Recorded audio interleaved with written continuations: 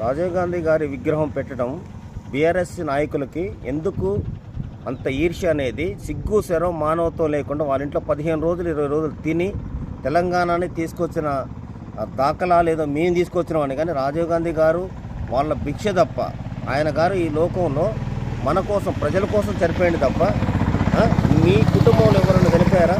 కేసీఆర్, కేటీఆర్, హరీష్ రావు, కవితమ్మ, దయచేసి ఇంకా మిగతా మిత్రులు చాలామంది మీ బీఆర్ఎస్ గవర్నమెంట్లో పనిచేసిన వాళ్ళు ఏ విధమైన ఒక్కడు చచ్చిపోండి ఉన్న దాఖలాలు ఉన్నాయి. 100 కేసులు పెట్టారు, జనాల్ని నాశనం చేశారు. కాంగ్రెస్ పార్టీని బస్టు పట్టించిన మహోన్నత వ్యక్తులు అంటే మీరే.